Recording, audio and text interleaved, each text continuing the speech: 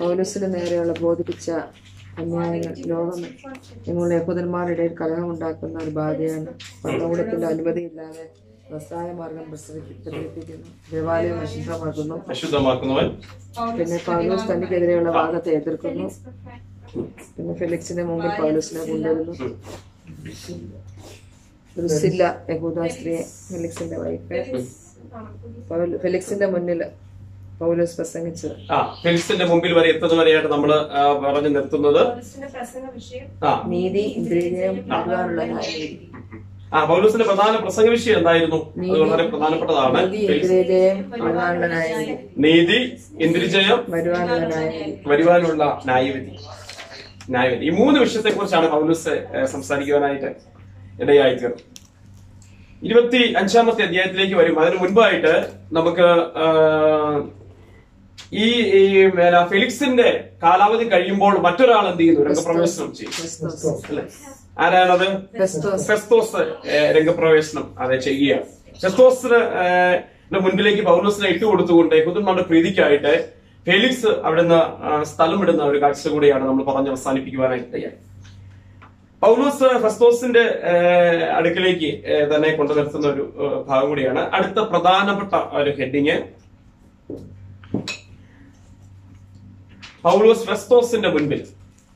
അപ്പോസ്തലപ്രവൃത്തി 25-ാം അധ്യായത്തിന്റെ പ്രധാന തലക്കെട്ട് പൗലോസ് ഫെസ്തോസിന്റെ മുൻപിൽ.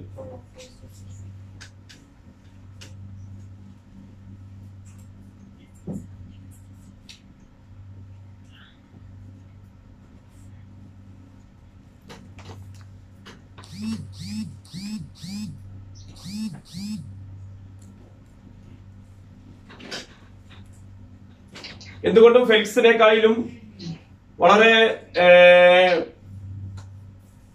മാന്യനും അതോടൊപ്പം തന്നെ ഭരണകാര്യങ്ങളിൽ നിപുണനുമായിരിക്കുന്ന ഒരു വ്യക്തിയായിരുന്നു ഫെസ്തോസ് എന്ന ചരിത്രങ്ങൾ നമുക്ക് കാണുവാനായിട്ട് സാധിക്കുന്നു. തന്റെ ഭരണകാലയളവിലെ കുറച്ച് നീതിയോടുകൂടെ പ്രവർത്തിച്ച ഒരു വ്യക്തിയാണ് ഫെസ്തോസ് എന്ന് പറഞ്ഞാൽ.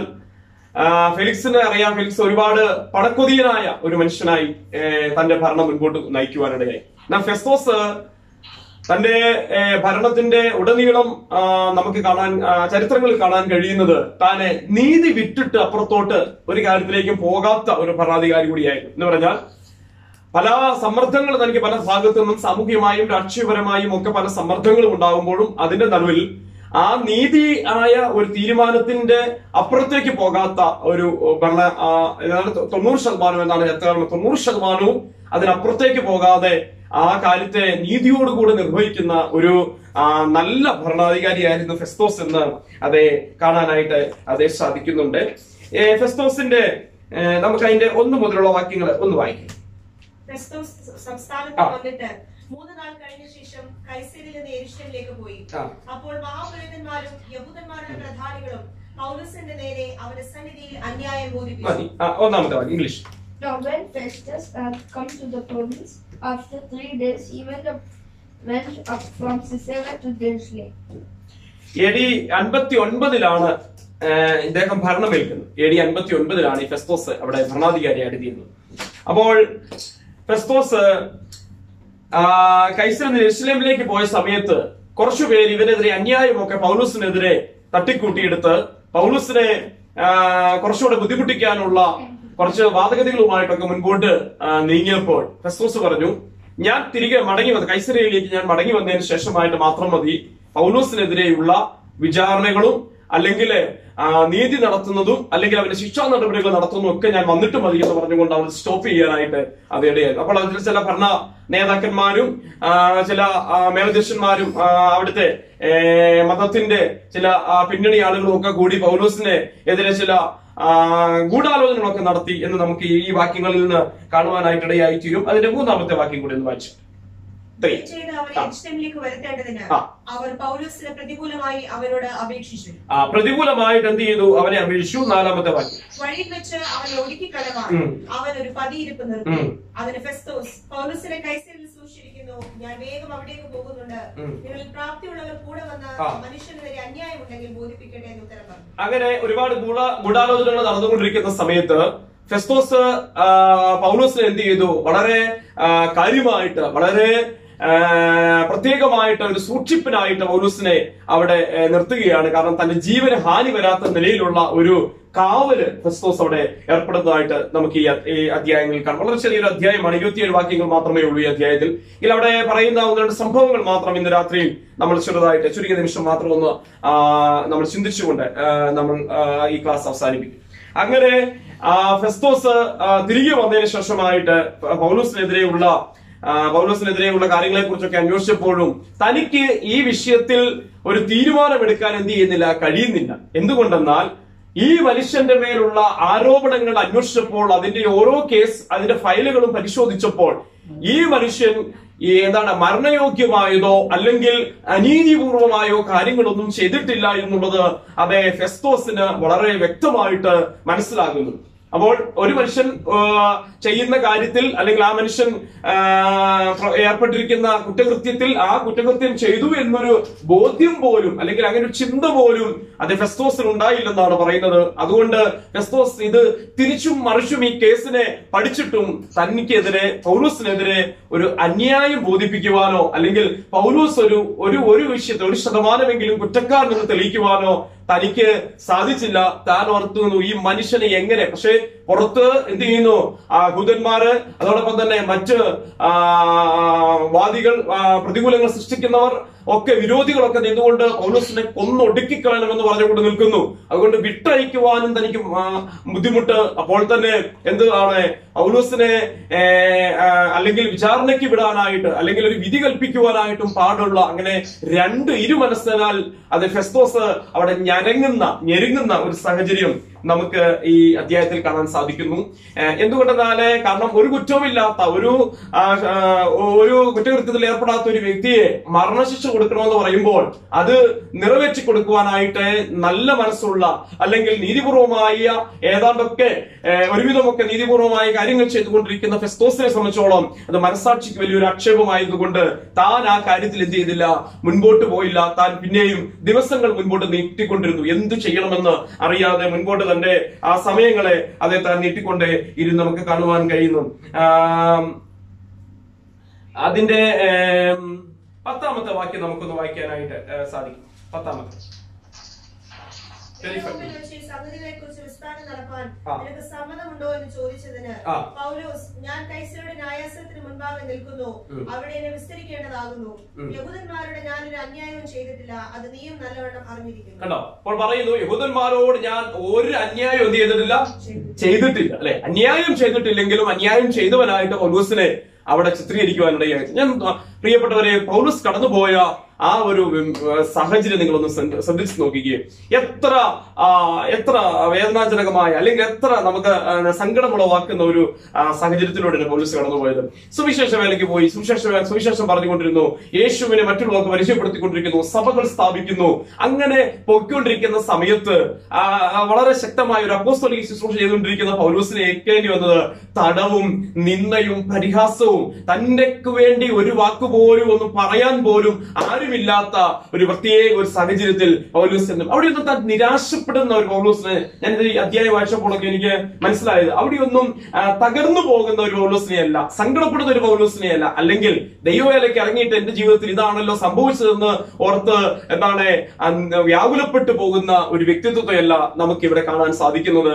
മറിച്ച് അതിന്റെ മുൻപിൽ എന്ത് ചെയ്യുന്നു, സ്വയം വാദിക്കുന്ന, സ്വയം തന്റെ കേസിന് എന്ത് ചെയ്യുന്നു, അല്ലെങ്കിൽ അവിടെ കോർട്ടിന്റെ മുൻപാകെ ന്യായാധിപ സംഘത്തിന്റെ മുൻപാകെ അതിനെ വാദിക്കുന്ന ഒരു അഡ്വക്കേറ്റിനെ പോലെ വളരെ ചങ്കുറപ്പോടെ നിൽക്കുന്ന ഒരു പൗലോസിനെ നമുക്ക് കാണാനായിട്ട് അതേ സാധിക്കുന്നു അല്ലെ. നമ്മൾ ഈ ഒരു സാഹചര്യത്തിലൊക്കെ ഒന്ന് നോക്കിക്കേ, നമ്മൾ ഇങ്ങനെ എങ്ങാനും കടന്നു പോവുകയാണ്, തീർച്ചയായിട്ടും നമ്മളെ കൂടെ നിൽക്കുന്നവരും നമ്മുടെ പ്രിയപ്പെട്ടവരൊക്കെ പറയും ഇതൊന്നും വിളിയില്ലാതെ പോയത് കൊണ്ടാണ് ഇതെല്ലാം സംഭവിച്ചത് അല്ലെ. ഒരു പ്രതികൂലം വരുമ്പോൾ അന്നേരം പറയും ദൈവവേലയ്ക്ക് ആ വിളിയില്ലാത്തത് കൊണ്ട്, ദൈവം വിളിക്കാത്തത് കൊണ്ട് അല്ലെ. നമ്മൾ അനുഗ്രഹിക്കപ്പെടുകയോ കുറച്ചു പേര് പ്രസംഗിക്കാൻ വിളിക്കുകയോ കുറച്ച് രാജ്യങ്ങളൊക്കെ സന്ദർശിക്കുകയൊക്കെ ചെയ്യുമ്പോൾ നമ്മൾ പറയും അവർക്കെല്ലാം ദൈവത്തിന്റെ വിളിയുണ്ട്, ദൈവം അവരെ ശക്തമായിട്ട് എന്ത് ചെയ്യുന്നു, ഉപയോഗിക്കുന്നു അല്ലെ. എന്തെങ്കിലും പ്രതികൂലം വരുന്നവരൊന്നും എന്ത് ചെയ്യുന്നില്ല, ദൈവം ഉപയോഗിക്കുന്നില്ല അല്ലെ. ദൈവം അവരെ എല്ലാം കൈവിട്ടു എന്നുള്ളതാണ്. പക്ഷെ പൗലോസിന്റെ ജീവിതാനുഭവങ്ങളിലൂടെ നാം പഠിക്കുമ്പോൾ മനസ്സിലാകുന്നത് ഒരു വ്യക്തി സുവിശേഷ വേലയിൽ നിൽക്കുമ്പോൾ, സുവിശേഷീകരണത്തിൽ ഒരു വ്യക്തി മുൻപോട്ട് പോകുമ്പോൾ അവന്റെ ജീവിതത്തിൽ ഈ കാരാഗ്രഹം വരെ അല്ലെങ്കിൽ ജയില് വരെ അവന്റെ ജീവിതത്തിൽ ഒരുപക്ഷെ ഉണ്ടായെന്ന് വരാം. അവിടെയും ആ വ്യക്തിയെ തളരാതെ നിൽക്കുന്ന എന്തുകൊണ്ടാണെന്നറിയാമോ, തന്നെ ശക്തീകരിക്കുന്നത് ആരാണെന്നും ദമസ്കോസിന്റെ പടിവാതിക്കൽ വെച്ച് തന്റെ മേൽ ഇറങ്ങി വന്ന ദൈവശക്തി എന്താണെന്നുള്ളതും പൗലോസ് അത് ഏറ്റെടുക്കാനായിട്ട് അത് ഇടയായി. മറ്റു സാഹചര്യങ്ങളെ കൊണ്ട് ഈ ദൈവശക്തിയെ താൻ മാറ്റി നിർത്തുവാൻ തയ്യാറായില്ല. ഈ എന്തൊക്കെ പ്രതികൂല സാഹചര്യങ്ങൾ വന്നപ്പോഴും ദൈവത്തിന്റെ പ്രാപിച്ച ദൈവ തേജസ് തന്നെ നിറച്ച അനന്യാസിന്റെ കൈവപ്പ് തന്റെ മേൽ വെച്ചപ്പോൾ തന്നെ തന്റെ മേൽ ഇറങ്ങി വന്ന ആ അഭിഷേകം, ദൈവകൃപ, അറേബ്യൻ മരുഭൂമിയിൽ പോയിരുന്ന് താൻ ദൈവത്തിൽ നിന്ന് പ്രാപിച്ചത് ഒന്നും തന്റെ ജീവിതത്തിൽ നഷ്ടപ്പെട്ട് അതേ പോയില്ല. പ്രിയപ്പെട്ടവരെ, സാഹചര്യങ്ങൾ മാറി വരാം, പ്രതിസന്ധികൾ ഒന്നിനു പുറകെ ഒന്നൊന്നായി വരാം, ചിലപ്പോൾ സുഖകാലം വരാം, ദുഃഖസമയങ്ങൾ വരാം. അവിടെയൊക്കെ നമ്മൾ മനസ്സിലാക്കേണ്ടതായ ഒരു പ്രധാനപ്പെട്ട കാര്യം, നമ്മുടെ ജീവിതത്തിൽ നാം പ്രാപിച്ച കൈവപ്പ്, ദൈവദാസന്മാരിൽ നിന്ന്, അഭിഷിക്തരിൽ നമ്മൾ ലഭിച്ച കൈവപ്പിലൂടെ നമുക്ക് പ്രാപിച്ചിരിക്കുന്ന ദൈവകൃപ, അല്ലെങ്കിൽ നാം സ്വയമേ പ്രാപിച്ചിരിക്കുന്ന അഭിഷേകം, അതിനെ എന്ത് ചെയ്യരുത്, അത് നഷ്ടമാക്കി കളയാൻ ഒരിക്കലും അത് ഇടയാകരുത്. നാം ധൈര്യത്തോടെ ശക്തിയോടെ നിൽക്കണമെന്ന് ഈ അധ്യായത്തിലൂടെ അല്ലെങ്കിൽ ഈ ക്ലാസ്സിലൂടെ ഞാൻ ഓർപ്പിക്കുകയാണ്. ഞാൻ ഇങ്ങനെ ചിന്തിച്ച ഒരു ഭാഗം നിങ്ങളോടൊന്ന് ഷെയർ ചെയ്തു എന്ന് മാത്രമേ ഉള്ളൂ. തന്റെ ജീവിതത്തിൽ വന്നുപോയത് മുഴുവനും അനുഗ്രഹം എന്ന് നമുക്ക് പറയാനായിട്ട് നമ്മുടെ ഭാഷയിൽ പറ്റത്തില്ല. നമ്മൾ പറയുന്ന ഒരു അനുഗ്രഹമല്ല പൗലോസിന്റെ ജീവിതത്തിൽ ഉണ്ടായത്, അല്ലെ? നമ്മളെപ്പോഴും അനുഗ്രഹം എന്ന് ചിന്തിക്കുന്നതും പറയുന്നതും എല്ലാം ഭൗതികവുമായി ബന്ധപ്പെട്ടതാണ്. നമ്മുടെ അനുഗ്രഹത്തിന്റെ എല്ലാം കാതലായ സംസാരങ്ങൾ, അല്ലെങ്കിൽ ഞാനടക്കമുള്ളവരുടെ കാര്യം പറഞ്ഞു. നമ്മൾ എപ്പോഴും പറയുമ്പോൾ ആ വ്യക്തിയെ ദൈവം അനുഗ്രഹിച്ചു എന്ന് പറയുമ്പോൾ ആ വ്യക്തിക്ക് കുറച്ച് നല്ല വീടുണ്ടായി, വാഹനം ഉണ്ടായി, അല്ലെങ്കിൽ നല്ല ജോലി കിട്ടി, ഇതൊക്കെയാണ് നമ്മൾ അതൊരു അനുഗ്രഹത്തിന്റെ ഭാഗം മാത്രമാണ്, ഒരു അനുഗ്രഹത്തിന്റെ ഭാഗം മാത്രം. ഒരു വ്യക്തിയെ വാസ്തവത്തിൽ ദൈവം അനുഗ്രഹിച്ചു എന്ന് പറയുമ്പോൾ എനിക്ക് അപ്പോസ്തലനെ പഠിക്കാൻ, ഞാൻ ഈ പഠിപ്പിക്കുകയല്ല, പഠിക്കുക ചെയ്തത്. പഠിച്ചപ്പോൾ എനിക്ക് മനസ്സിലായ ഒരു കാര്യം, യേശു ക്രിസ്തുവിന്റെ കഷ്ടങ്ങളിൽ പങ്കെടുക്കും തോറും, പങ്കുള്ളവരാകും തോറുമാണ് നമ്മുടെ ജീവിതത്തിന്റെ അനുഗ്രഹം വർദ്ധിച്ചു വരുവാനിടയായി. അല്ലെ? ആ പങ്കെടുക്കാൻ, അതിന്റെ ഷെയർ എടുക്കാൻ ആരും ഈ ഭൂമിയിലില്ല. ഹല്ലേലൂയ, അല്ലെ? അതെടുക്കാൻ കുറച്ചു പേർക്ക് മാത്രമേ അത് മനസ്സ് വരുന്നുള്ളൂ. അതെടുക്കുന്നവനാണ് വാസ്തവത്തിൽ ഒരു അനുഗ്രഹിക്കപ്പെട്ടവനെന്ന് അത് ഞാൻ കണ്ടെത്താനിടയായി. ഈ പഠനത്തിലൂടെ ഞാൻ മനസ്സിലാക്കുന്നത്. അപ്പൊ ഷൈജാനൊക്കെ അത് മുതിർന്ന ദേവദാസന്മാരോട് ഇവരുടെ അനുഭവങ്ങളിൽ നിന്ന് മനസ്സിലാക്കുവാൻ കഴിയും. ഒരുപാട് കഷ്ടങ്ങൾ സഹിച്ച, ഇന്നിപ്പം കാണുന്ന ഒരു കുവൈറ്റോ, ഇന്നിപ്പം കാണുന്ന ഈ ഒരു ജോലിയോ, ഇന്നിപ്പം കാണുന്ന വാഹനമോ ഒന്നും ആയിരുന്നില്ല, അല്ലെ? ഷൈജാൻ പലപ്പോഴും പറഞ്ഞിട്ടുണ്ട്, അല്ലെ? ഒരു കുബൂസിന് പോലും ക്യൂ നിന്ന സമയങ്ങൾ, അല്ലെ? 10 ഫിൽസ് എടുത്ത് ഒരു കുബൂസ് മേടിക്കാൻ വീട് മുഴുവൻ തപ്പിയ അനുഭവങ്ങളൊക്കെ നമ്മളോട് ഇന്നാൾ പറഞ്ഞു. അപ്പോൾ ഇങ്ങനെ കടന്നുപോയ ഒരു സാഹചര്യത്തിലും എന്ത് ചെയ്തു? ദൈവത്തിന്റെ സ്നേഹത്തിൽ, ദൈവത്തിന്റെ കൃപയിൽ നിൽക്കാൻ കഴിഞ്ഞത് കൊണ്ടാണ് ഇന്ന് കാണുന്ന അനുഗ്രഹം ഒക്കെ അതൊക്കെ രണ്ടാം പാർട്ടാ, രണ്ടാമതോ മൂന്നാമതോ ആണെന്ന് ഞാൻ ചിന്തിക്കുക, അല്ലെ? അതൊക്കെ ദൈവം നമുക്ക് തന്നതാണ്. ഇനിയും ദൈവം നമ്മളെ നടത്തുകയും ചെയ്യും. പക്ഷേ ആ കഷ്ടങ്ങളിൽ യേശുക്രിസ്തുവിനെ അറിഞ്ഞതിന് ശേഷമായിട്ട് അതിൽ പങ്കെടുക്കും തോറും, അതിന്റെ ഷെയർ പറ്റുമ്പോൾ ഉള്ള ആ സന്തോഷമാണ് ഏറ്റവും വലിയൊരു ബ്ലെസ്സിങ്. ഹല്ലേലൂയ. ഇവിടെ ഒരു കഷ്ടങ്ങളിലൂടെ പ്രിയ യേശുവിച്ചാൻ കടന്നുപോയി, മരണകരമായ ഒരു അനുഭവത്തിലൂടെ. ഞാൻ ക്ലാസ്സിലൂടെ ഇങ്ങനെ പോകുന്നത് ഈ ഒരു അധ്യായം ഇങ്ങനെ വായിച്ച പൗലോസിനെ കുറിച്ച് ഇന്ന് പകലൊക്കെ, കഴിഞ്ഞ രാത്രികളൊക്കെ ഇങ്ങനെ ഈ ഭാഗം പഠിക്കാൻ തുടങ്ങിയപ്പോൾ എന്റെ അകത്തേക്ക് ചില ആത്മാവിൽ ഉണർത്തിയ ചില ചിന്തകളായി. ആ കർത്താവിന്റെ ദാസനെ കടന്നുപോയി. ഇങ്ങനെയൊക്കെ ആയി. കർത്താവിന് വേണ്ടി അധ്വാനിക്കുകയും കർത്താവിന് വേണ്ടി പഠനം നിൽക്കുക, അനേകരോട് സുവിശേഷം പറയുക, അനേകരെ ക്രിസ്തുവിലേക്ക് നയിക്കാനൊക്കെ ഇടയായി തീർന്നു, അല്ലെ? പക്ഷെ പെട്ടെന്നാണ് ഒരു പ്രതികൂല സാഹചര്യം വന്നത്. പക്ഷെ ഞാൻ ചിന്തിക്കുന്നു, അത് ക്രിസ്തുവിന്റെ കഷ്ടത്തിന് പങ്കെടുക്കുന്ന ഒരു ഷെയറെ പറ്റാനായിട്ട് ഇടയായി തീർന്നു. അതിൽ സന്തോഷിക്കാൻ നമുക്ക് കഴിയുന്നുണ്ടെങ്കിലാണ് വാസ്തവത്തിൽ നമ്മുടെ ജീവിതത്തിന്റെ അനുഗ്രഹം എന്ന് പറയുന്നത്, അല്ലെ? ഒരാത്മാവിനെ നേടാൻ കഷ്ടപ്പെടുന്നെങ്കിൽ അതാണ് ഏറ്റവും വലിയ നമ്മുടെ അനുഗ്രഹം. ഒരാൾക്ക് വേണ്ടി, ഒരു ആത്മാവിന് വേണ്ടി, നിത്യരാജ്യത്തിന് വേണ്ടി, ദൈവവേലയ്ക്ക് വേണ്ടി നമ്മൾ എന്തൊക്കെയോ നഷ്ടമാക്കാൻ ഇടയായിത്തീരുന്നു, എന്തൊക്കെയോ മുടക്കാൻ നമ്മൾ തയ്യാറാകുമ്പോഴാണ് വാസ്തവമായ അനുഗ്രഹം എന്ന് നമുക്ക് തിരുവനന്തപുരം കാണാൻ. തന്റെ ആരോഗ്യം, തന്റെ പൗലോസിനെ കുറിച്ചൊക്കെ പണ്ഡിതന്മാർ പറയുന്നത്, ഞാൻ എന്നാൽ പറഞ്ഞെന്ന് എനിക്ക് തോന്നുന്നു, ദേഹം മുഴുവനും കുഴിയാണ്. ഒരു മനുഷ്യൻ, ഞാൻ പൊക്കം കുറഞ്ഞൊരു മനുഷ്യനാകുമ്പോൾ അദ്ദേഹത്തിന്റെ ശരീരത്തിലേറ്റ കല്ലേറുകൾ, അത് മർദ്ദനത്തിന്റെ പാടുകൾ, അതൊന്നും നമ്മുടെ ബൈബിളിൽ വളരെ വ്യക്തമായിട്ടൊന്നും എഴുതിയിട്ടില്ല. അതെല്ലാം കൊണ്ട് തന്റെ ശരീരത്തിന്റെ മാംസം അകത്തേക്ക് കുഴിഞ്ഞിരിക്കുകയാണ്. ഓരോ ശരീരഭാഗങ്ങളിലും എന്ന് പറഞ്ഞാൽ വികൃത രൂപം പോലെ ശരീരമായി വികൃതമായിട്ട് ഇരിക്കുകയാണ്. ശരീരം മുഴുവനും പാടുകൾ ആണ്. ആ പാടുകൾ വന്നേച്ച്, അല്ലെങ്കിൽ ആഴമായ മുറിവുകൾ വന്നിട്ട് അതിന് തക്കതായ സമയത്ത് ചികിത്സകൾ ലഭിക്കാതിരുന്നു കൊണ്ട് അത് വലിയ കുഴിവുകളായിട്ട് ശരീരത്തിൽ രൂപപ്പെട്ട് കിടന്നുകൊണ്ട് തന്റെ ശരീരം കണ്ടാൽ ആർക്കും അത്ര പെട്ടെന്ന് ആ കൈകളിലോ കാലുകളിലോ തന്റെ ശരീരത്തിലോ എന്താണ് തന്നെ കൂടെ നിർത്താനായിട്ട് അത്ര പെട്ടെന്ന് ആരും ഇഷ്ടപ്പെടാത്ത ഒരു ശരീരമാണ് തനിക്കുണ്ട ശരീരമാണ് ഉണ്ടായിരുന്നത്. വലിയ ശരീര സൗന്ദര്യമൊന്നും ഇല്ലായിരുന്നു. പക്ഷേ ആ മനുഷ്യൻ അതൊക്കെ സഹിച്ചത് ആർക്ക് വേണ്ടിയാ? യേശു ക്രിസ്തുവിന്റെ കഷ്ടങ്ങളിൽ അത് പങ്കെടുക്കുകയാണ്. ഹല്ലേലൂയ. അപ്പോൾ ഇന്ന് ഈ ക്ലാസ് എടുക്കുമ്പോൾ തന്നെ പ്രിയപ്പെട്ടവർ, ഞാൻ ഓർക്കുക, പിന്നെ എത്ര പേര് മാറി മാറി വിസ്തരിക്കുക. ഫെസ്തോസ് ഫെലിക്സിന്റെ മുമ്പിൽ വന്നു, അവിടെ 2 വർഷം നിന്നു. അതിനുശേഷം ഫെസ്തോസിന്റെ മുൻപിൽ വന്നു. ഫെസ്തോസിന്റെ മുൻപിൽ നിന്ന് ഫെസ്തോസിന് ഒരു തീരുമാനം എടുക്കുവാൻ അത് സാധിക്കുന്നില്ല. അങ്ങനെ മുൻപോട്ട് അത് പോകുന്നു. 11-ാമത്തെ വാക്യം കൂടെ നിങ്ങളൊന്ന് വായിച്ചോ. 11-ാമത്തെ വാക്യം. ഞാൻ അന്യായം ചെയ്ത് മരണയോഗ്യമായത് വല്ലതും പ്രവർത്തിച്ചിട്ടുണ്ടെങ്കിൽ മരണശിക്ഷ ഏൽക്കുന്നതിനായി എനിക്ക് വിരോധമില്ല. ഇവർ എന്റെ നേരെ ബോധിപ്പിക്കുന്ന അന്യായം നേരല്ല എന്ന് വരികിലോ എന്നെ അവർക്ക് ഏൽപ്പിച്ചു കൊടുക്കാൻ ആർക്കും കഴിയുന്നത്. വളരെ ധൈര്യപൂർവമായ പൗലോസിന്റെ വാക്കുകൾ നിങ്ങൾ ശ്രദ്ധിച്ചോണം.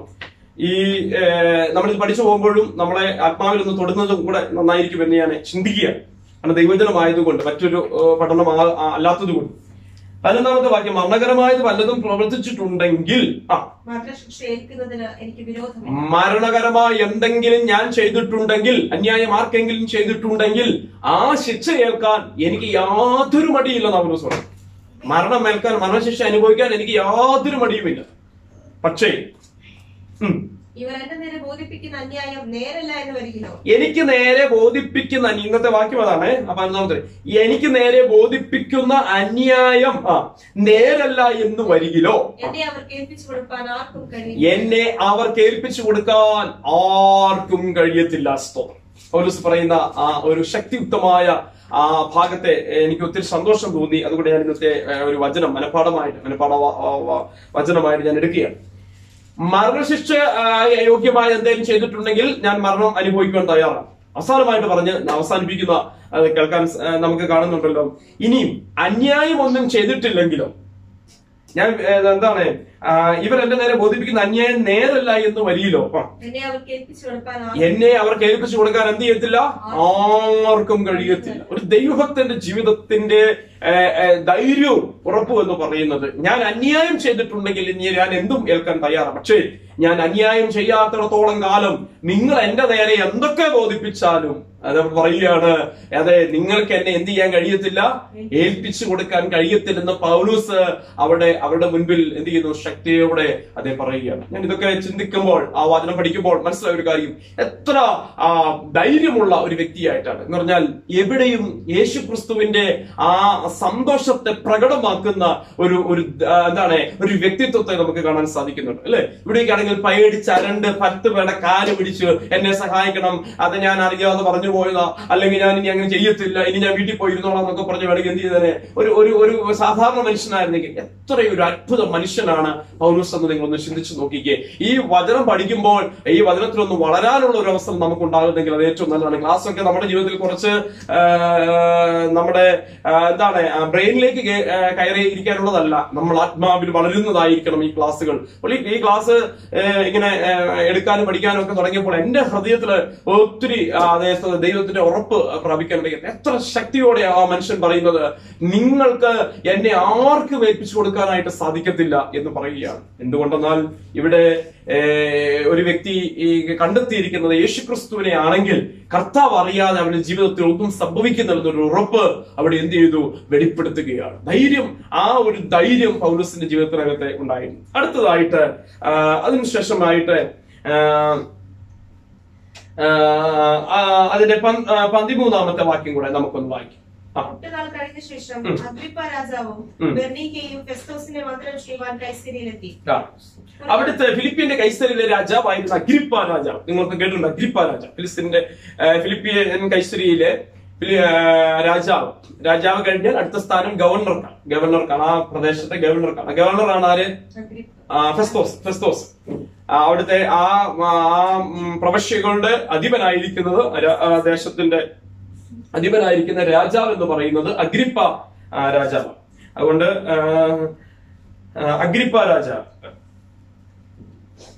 അഗ്രിപ്പ രാജാവിന്റെ സന്ദർശനം കേട്ടോ, അതായിട്ട് എഴുതി. അഗ്രിപ്പ രാജാവിന്റെ സന്ദർശനം അടുത്ത പോയിന്റ് ആയിട്ട്. അത് 25:13 വാക്യമാണ്. അവര് കൈസരിയില് തന്റെ അരമനയില് തന്റെ പാലസിൽ എത്തുന്ന ഒരു ഭാഗമാണ് നമുക്ക് കാണാനായിട്ട് സാധിക്കും. അഗ്രിപ്പ രാജാവിന്റെ സന്ദർശനം അഗ്രിപ്പ രാജാവ് ഫെസ്തോസിനെ കണ്ടുമുട്ടുക, ഫെസ്തോസിനെ വീട്ടിലോട്ട് വരിക, ഫെസ്തോസിന്റെ കൊട്ടാരത്തിലേക്ക്, തന്റെ വസതിയിലേക്ക് ഫെസ്തോസിനെ സന്ദർശിക്കുവാനായിട്ട്. അങ്ങനെ ഇവർ ഇടയ്ക്കിടയ്ക്ക് എന്ത് ചെയ്യുന്നു, ഇവര് കുറച്ച് വലിയ ബന്ധമുള്ളത് കൊണ്ട്, ഫെസ്തോസിനോട് അഗ്രിപ്പ രാജാവുമായുള്ള വലിയൊരു ബന്ധമുള്ളത് കൊണ്ട് ചരിത്രം പറയുന്നു അദ്ദേഹം അവരെ ഇടയ്ക്കിടയ്ക്ക് എന്ത് ചെയ്യുന്നു, അന്യോന്യം സന്ദർശനങ്ങൾ നടത്തി. അവര് പല അപ്പോഴും ഒന്നിച്ച് താമസിക്കുകയും ഭരണകാര്യങ്ങളിൽ അന്യോന്യം സഹായിക്കുകയും, പിന്നെ തനിക്ക് ഒരുപക്ഷെ വിഷമമുള്ള കാര്യത്തിൽ, ഫെസ്തോസിന് വിഷമമുള്ള കാര്യത്തിൽ അഗ്രിപ്പാവോട് ചോദിക്കുകയും അഗ്രിപ്പാവിന് എന്തെങ്കിലും കാര്യത്തിൽ ഭരണകാര്യങ്ങളിൽ ഒരു തീരുമാനമെടുക്കേണ്ട സമയത്ത് ഫെസ്തോസുമായിട്ട് ആലോചിക്കുകയും ചെയ്യുന്ന അങ്ങനെ ഒരു ബന്ധം അവർ തമ്മിൽ ഉണ്ടായിരുന്നു. എന്തുകൊണ്ടെന്നാൽ ഫെസ്തോസിനെ സംബന്ധിച്ചോളം ഞാൻ മുമ്പേ പറഞ്ഞതുപോലെ നല്ലവനായ അല്ലെങ്കിൽ നീതിയോടുകൂടെ പല കാര്യങ്ങളും ചെയ്യുന്ന ഒരു വ്യക്തി ആയതുകൊണ്ട് അഗ്രിപ്പ രാജാവ് തന്റെ സഹായം, തന്നെക്കാളും താഴ്ന്ന പൊസിഷനിൽ ഇരിക്കുന്നെങ്കിലും തന്റെ സഹായം പലപ്പോഴും അഗ്രിപ്പാവ് അത് തേടിയിട്ടുണ്ട് എന്നുള്ള ചരിത്രങ്ങളിൽ നമുക്ക് കാണാൻ സാധിക്കുന്നുണ്ട്.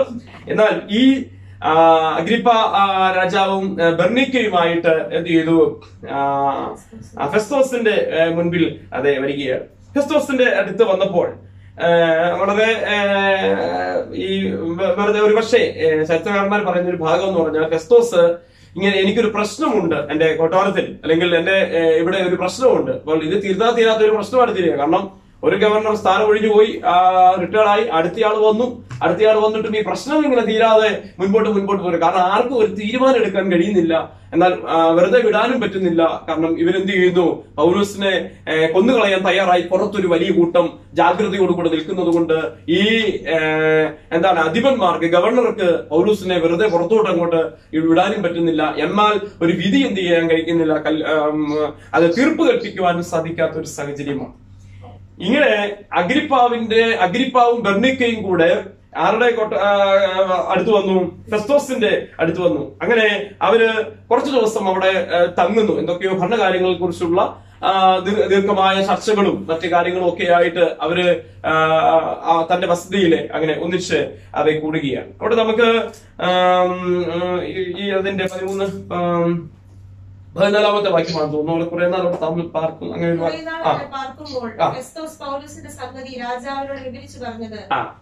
അവിടെ ഒരുപക്ഷെ ഇങ്ങനെ എനിക്കൊരു വിഷമ സന്ധി ഉണ്ട് എന്നൊക്കെ പറഞ്ഞ അതിനും കൂടെ സംസാരിക്കാനായിരിക്കും അഗ്രിപ്പാവിനെ വിളിച്ചത്. അപ്പോൾ അഗ്രിപ്പാവിന് മറ്റെന്തോ കാര്യമുണ്ട്, അത് ഫെസ്തോസുമായിട്ടൊന്ന് കൂടി ആലോചിക്കുവാനും കൂടെ തീരുമാനിച്ചുകൊണ്ടാണുള്ളത്. അങ്ങനെ രണ്ടുപേരും കൂടെ ഇങ്ങനെ ഇരുന്ന് സംസാരിക്കുന്ന സമയത്ത് കുറച്ചു ദിവസം കഴിഞ്ഞപ്പോൾ, അപ്പൊ കുറെ നാൾ അവിടെ പാർക്കുമ്പോൾ അവിടെ ഇങ്ങനെ തങ്ങുകയാണ്.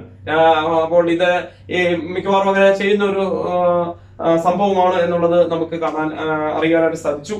ഇവര് പരസ്പരം അങ്ങോട്ടും മുമ്പേ പറഞ്ഞ പോലെ അവിടെ ഇങ്ങോട്ട് പോവുകയും ഇങ്ങോട്ട് വരികയൊക്കെ ചെയ്യുന്ന ഭരണകാര്യങ്ങളെ കുറിച്ചുള്ള തീരുമാനങ്ങൾ എടുക്കാൻ വേണ്ടിയാണ്. എന്നാൽ ഇത് കുറെ നാൾ അവിടെ പാർക്കുമ്പോൾ ഫെസ്തോസ് എന്ത് ചെയ്യുന്നു, പൗലോസിനെ കുറിച്ച് ആരോട് പറയുകയാണ്, അഗ്രിപ്പാവിനോട് അതേ പറയുക. അപ്പം അഗ്രിപ്പാവിനോട് ചോദിച്ചപ്പോൾ എന്താണ്, പൗലോസ് റോമാ പൗരനായതുകൊണ്ട് ഇവർക്ക് ഒരു കാര്യവും ചെയ്യാൻ പറ്റത്തില്ല, രഹസ്യമായിട്ടൊന്നും ചെയ്യാൻ പറ്റത്തില്ല, അല്ലെങ്കിൽ അനീതി ആയിട്ടും ഒന്നും ചെയ്യാൻ സാധിക്കാത്ത ഒരു സാഹചര്യമാണ് നമുക്ക് കാണാൻ സാധിക്കുന്നത്. അങ്ങനെ ഇവിടെ അതിന്റെ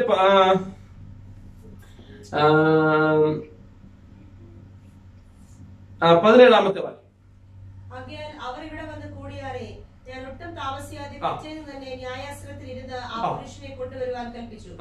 വാദികൾ അവന്റെ ചുറ്റും നിന്ന് ഞാൻ നിരൂപിച്ചിരുന്ന കുറ്റമൊന്നും ബോധിപ്പിക്കാതെ സ്വന്തം മതത്തെ കുറിച്ചും ജീവിച്ചിരിക്കുന്നുവെന്ന് പൗലോസ് പറയുന്ന മരിച്ചുപോയ യേശു എന്നൊരുവരെ കുറിച്ചും ചില തർക്കസംഗതികളെ കൊണ്ടുവന്നതേയുള്ളൂ. ഈ പൗലോസിന് നേരെയുള്ള കാര്യം എന്താണെന്ന് ചോദിച്ചപ്പോൾ അവിടെ അഗ്രിപ്പാവോട് വിവരിച്ചു കൊടുക്കുകയാണ്. എന്താണെന്ന് ചോദിച്ചാല് സ്വന്തം മതത്തെ കുറിച്ചും ജീവിച്ചിരിക്കുന്നു എന്ന് പൗലോസ് പറയുന്ന മരിച്ചുപോയ ഒരു യേശുവിനെ കുറിച്ചും. അപ്പൊ അത് വലിയ വിഷയങ്ങളായിട്ട് അല്ല അവിടെ അവര് എടുക്കുന്നത്. അവർ പറയുന്നു യേശുവിനെ, മരിച്ചുപോയെന്ന് പറഞ്ഞ ഒരു യേശുവിനെ കുറിച്ചാണ് പൗലോസ് പറയുന്നത്, അല്ലാതെ വേറൊന്നും പറയുന്നില്ല എന്നത് ആണ്. അപ്പോൾ പൗലോസ് അവിടെ പറയുന്നത് സ്വന്തം മതത്തെ കുറിച്ചും ജീവിച്ചിരിക്കുന്നു എന്ന് പറയുന്ന, ജീവിച്ചിരുന്ന് ഇപ്പോൾ മരിച്ചു പോയിരിക്കുന്ന യേശുവിനെ കുറിച്ചുമാണ് അവർ പറയുന്നതെന്ന് അഗ്രിപ്പാവോട് അങ്ങനെ ബോധിപ്പിക്കുകയാണ്.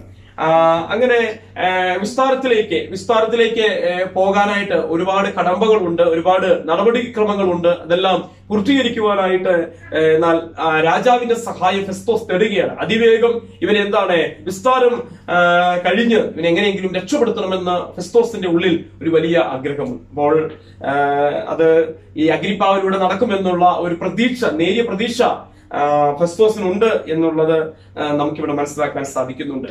അങ്ങനെ ഇരിക്കുമ്പോൾ വലിയൊരു സുവർണ അവസരം പൗലോസിന് വന്നെത്തുകയാണ്. അതായത് നമ്മൾ വരയ്ക്കുന്നു അഗ്രിപ്പ രാജാവിന്റെ മുൻപിൽ പൗലോസ്, കേട്ടോ, അഗ്രിപ്പ രാജാവിന്റെ മുൻപിൽ പൗലോസ് അഗ്രിപ്പാവിന്റെ മുൻപിൽ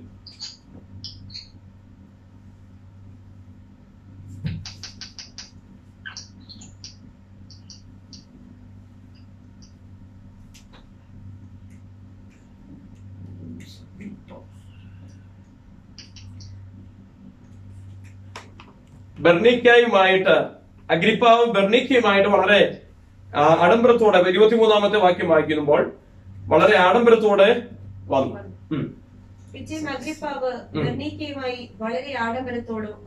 ആഡംബരത്തോടുകൂടെ വന്നു. അപ്പൊ ഒന്നാമത്തെ നമ്മൾ കണ്ടോ, അഗ്രിപ്പാവോട് ഫെസ്തോസ് ഇങ്ങനെ കാര്യങ്ങളൊക്കെ പറയുകയാണ്. അപ്പം അഗ്രിപ്പാവ് ഈ പൗലോസിനെ കുറിച്ച് കേട്ടിട്ടുണ്ട്. പൗലോസിനെ കുറിച്ച് കേട്ടിട്ടുള്ളത് കൊണ്ട് പൗലോസ് പറയുന്നത് കേൾക്കാൻ ഒരു ആഗ്രഹമുണ്ട്. ഇവൻ എന്താ എത്ര പ്രസംഗിക്കുന്നത്, നാട് നീളം നടന്ന് പ്രസംഗിക്കുന്നത് എന്താണ് എന്നൊന്ന് അറിയണമെന്നുള്ള ഒരു വലിയ ആഗ്രഹം ആർക്കുണ്ട്? ഈ അഗ്രിപ്പാവിന് ഉണ്ട്, അകത്തുണ്ട്. അപ്പോൾ പക്ഷെ ഇത് എന്ത് ചെയ്യാൻ കഴിയത്തില്ല, അവന്റെ ഒരു പ്രസംഗം കേൾക്കണമെന്ന് പറയാനും പറ്റത്തില്ല. എന്നാൽ ഇവൻ പറയുന്നു ഒന്ന് കേട്ടാ കൊള്ളാവുന്ന ഒരു ആഗ്രഹമുണ്ട്. ഇപ്പൊ പറഞ്ഞു പൗലോസ് അവിടുത്തെ ഒരു വലിയ ഫേമസ് ആയിട്ട് മാറിയിരിക്കുക. അപ്പോ അഗ്രിപ്പ പറഞ്ഞു, നാളെ ഞങ്ങൾ എന്ത് ചെയ്യുന്നുണ്ട്, അവിടുത്തെ പ്രധാനപ്പെട്ട കോൺഫറൻസ് ഹാളിൽ അല്ലെങ്കിൽ അവിടുത്തെ പ്രധാനപ്പെട്ട സ്ഥലത്ത് ആളുകളെയൊക്കെ വിസിറ്റ് ചെയ്ത് ആളുകൾ കാണാൻ പറ്റുന്ന രാജാവ് എഴുന്നള്ളി വന്നിരിക്കുന്ന സ്ഥലത്ത് ഞങ്ങൾ വരുമ്പോൾ അവിടെ എന്ത് ചെയ്യണം, പൗലോസിനെ കൊണ്ടുവന്ന് അവൻ പറയുന്നൊന്ന് കേൾക്കട്ടെ, അവൻ എന്താ പറയുന്നത് കേൾക്കട്ടെ. അപ്പം അഗ്രിപ്പാവ് ആഗ്രഹിക്കുന്നത് താനെ തെറ്റ് ചെയ്തിട്ടില്ല, അതൊന്നുമല്ല. അഗ്രിപ്പാവ് ആഗ്രഹിക്കുന്ന ഒറ്റ കാര്യം, പൗലോസ് ഈ പ്രസംഗിക്കുന്ന ആരെ കുറിച്ച്, എന്തിനെ കുറിച്ചാ, അതൊന്ന് കേട്ടാൽ കൊള്ളാമെന്നുള്ള ഒരു വലിയ ആഗ്രഹം അഗ്രിപ്പാവിന്റെ അതെ ഉള്ളിലുണ്ട്. അപ്പോൾ തന്നെ നമുക്കിവിടെ കണ്ടു ബെർണീക്കയെ കുറിച്ചും കൂടെ പറയുകയാണ്. അഗ്രിപ്പാവിന്റെ സഹോദരിയാണ് ബെർണീക്ക, അഗ്രിപ്പാവിന്റെ സഹോദരിയാണ് ബെർണീക്ക. ഹെരോദാവ് എന്ന വ്യക്തിയുടെ ഒരു ഭാര്യയായിരുന്നു. ഹെരോദാവ് മരിച്ചു പോയതിനു ശേഷമായിട്ട് സഹോദരനെ ബെർണീക്ക എഴുതിയിട്ട് നിങ്ങൾ അങ്ങനെ എഴുതിക്കും കേട്ടോ, ചെറുതായിട്ടൊരു പെട്ടെന്ന് നമുക്ക് പെട്ടെന്ന് ഭാര്യ നിങ്ങൾ അഗ്രിപ്പാവോട് കൂടെ എല്ലാ കാര്യങ്ങളിലും നിന്നതാണ് സഹോദരനെ ഭരണകാര്യങ്ങൾ സഹായിപ്പാൻ വന്ന് തന്നെ എല്ലാ കാര്യങ്ങളിലും അഗ്രിപ്പാവിന്റെ ഭരണകാര്യങ്ങളും മറ്റു കാര്യങ്ങളിലും ഒക്കെ തന്നെ സഹായിച്ചുകൊണ്ട് കൊട്ടാരത്തിൽ തന്നെ കഴിഞ്ഞുകൂടിയിരിക്കുന്ന ഒരു വ്യക്തിയാണ് ബെർണീക്ക. കാരണം തന്റെ ഭർത്താവിന്റെ മരണശേഷമായിട്ട് ആംഗ്ലയുടെ അടുത്ത് വന്ന് താമസം തുടങ്ങി. പിന്നെ മറ്റെങ്ങും പോയില്ല. പിന്നെ എവിടെയോ അഗ്രിപ്പ സഞ്ചരിക്കുന്നിടത്തൊക്കെ ഈ സഹോദരിയും കൂടെ പോകുമെന്നുള്ള ചരിത്രങ്ങൾ നമുക്ക് വായിച്ചറിയുവാനായിട്ട് സാധിക്കുന്ന ഒരു ഭാഗം. എന്നാൽ ബെർണീക്കയുടെ കൂടുതൽ വിവരങ്ങൾ നമുക്കറിയാൻ കഴിയുന്നില്ല. അങ്ങനെ അഗ്രിപ്പ ബെർണീക്കയെ വളരെ ആഡംബരത്തോടെ വന്നു. അതിൽ ആ വാക്ക് എഴുതിയിരിക്കുമ്പോൾ കാണുന്നത് രാജാക്കന്മാര് അല്ലെങ്കിൽ നമ്മുടെ ഫിലിപ്പിന്റെ കൈശ്രീലിലെ അല്ലെങ്കിൽ യഹൂദ നാട് ഭരിച്ചിരുന്നവര് ഹെരോദ രാജാവിന്റെ ആ കുലത്തിൽപ്പെടുന്നതാണ് ഈ അഗ്രിപ്പ രാജാവ്. അപ്പോൾ അതിന്റെ ഒടുവിലത്തെ രാജാവാണ് അഗ്രിപ്പ രാജാവ്. അപ്പൊ ഇവരെല്ലാവരും വളരെ, നമുക്ക് ഹെരോദാവ് എന്നെ ക്രമിച്ചു പോയതൊക്കെ വളരെ ആഡംബരത്തോടെ തിളങ്ങുന്ന, ഞാൻ എപ്പോഴും പഠിപ്പിച്ചെന്ന് തോന്നുന്നു അല്ലെ, ആ വസ്ത്രം വെള്ളി കൊണ്ടായിരുന്നു, വെള്ളി ഇങ്ങനെ തിളങ്ങുന്ന കണ്ണഞ്ചി പോകുന്ന തരത്തിലുള്ള ആ വസ്ത്രങ്ങൾ, വളരെ ആഡംബരം. അപ്പോൾ അതിലും ആഡംബരം പ്രേമിയായ ഒരു വ്യക്തിയാണ് ഈ ബെർണീക്ക എന്ന് പറയുന്നത്. അപ്പൊ ബെർണീക്കയുടെ വലിയൊരു ആഡംബരത്തോട് വസ്ത്രത്തോട് ഭയങ്കര ഒരു താല്പര്യമാണ്. അതുകൊണ്ടാണ് അവർ അങ്ങനെ വന്നത് എന്ന് നമുക്കിവിടെ കാണാൻ സാധിക്കുന്നു. ആ ഒരു അവരുടെ വരവൊക്കെ എന്ന് പറഞ്ഞാൽ വളരെ ആഡംബരത്തോട് നിന്ന് ഒരു വാക്കുകൊണ്ട് എഴുതിയിരിക്കുന്നെങ്കിലും എന്താണ്, വിലമതിക്കാനാവാത്ത ആ രത്നങ്ങൾ പോലും അവിടെ വസ്ത്രങ്ങളിൽ പതിപ്പിച്ചിരുന്നു. ആ ശോഭ അല്ലെങ്കിൽ ആ തിളക്കം കണ്ടു കഴിഞ്ഞാൽ അവിടെ ആർക്കും ആ മുറി മുഴുവൻ എന്ത് ചെയ്യുന്നു, ആ തിളക്കം കൊണ്ട് നിറഞ്ഞു എന്നാണ്, ശോഭ കൊണ്ട് നിറഞ്ഞു എന്നാണ് കാണാനായിട്ട് വായിച്ചറിയുവാനായിട്ട് കഴിഞ്ഞത്. എന്താകട്ടെ, അതവരുടെ ഒരു രാജാവിന്റെ അതോടൊപ്പം തന്നെ സഹോദരിയും ഒക്കെ ആഡംബര ഭ്രമമുള്ള വ്യക്തികളായിരുന്നു എന്നുള്ളത് മനസ്സിലാക്കാൻ സാധിക്കുന്നുണ്ട്. പക്ഷെ രാജാക്കന്മാരുടെ എഴുന്നള്ളത്തും അവരുടെ ഇരിപ്പും ഒക്കെ വളരെ അല്പം കൂടെ കൂടിയ അളവിലാണ്. എന്നാൽ അഗ്രിപ്പ രാജാവും ബെർണീക്കയും എത്തിയത് വളരെ ആഡംബരത്തോടെ. ആ വാക്കതാണ് എഴുതിയിരിക്കുന്നത്. വളരെ ആഡംബരത്തോടെ എന്ന് പറഞ്ഞാൽ സാധാരണ എത്തുന്നതിനേക്കാളും കുറച്ചുകൂടെ ഇരട്ടിയായ വേഷഭൂഷാദികൾ ധരിച്ചുകൊണ്ട് ആണ് അവിടെ എത്തുവാനായിട്ട് ഇടയായിത്തീരുന്നത്. വളരെ വിലപിടിപ്പുള്ള വസ്ത്രങ്ങളും അതോടൊപ്പം തന്നെ ഇടുന്ന ചെരുപ്പ് മുതൽ തന്റെ മറ്റു വസ്ത്രങ്ങൾ, അതോടൊപ്പം തന്നെ പരിചാരകർ, താനിരിക്കുന്ന കസേര, സിംഹാസനം എല്ലാം അതുപോലെ ആഡംബര തുല്യമായ അല്ലെങ്കിൽ ആഡംബരത്തെ വിളിച്ചോതുന്ന കാഴ്ചകളായിരുന്നു അവിടെ ഉണ്ടായിരുന്നത്, കൊട്ടാരത്തിൽ ഉണ്ടായിരുന്നു. അങ്ങനെ വന്നിരുന്നപ്പോൾ പൗലൂസിന് ലഭിച്ച ഒരു സുവർണാവസരം. അടുത്തത് പൗലൂസിന്റെ പ്രസംഗമാണ്. ചെറിയ തോതിലാണെങ്കിലും പൗലൂസ് അവിടെ യേശു ക്രിസ്തുവിനെ കുറിച്ച് പറയാനിടയായിരുന്നു. പൗലൂസിന്റെ പ്രസംഗം നമുക്ക്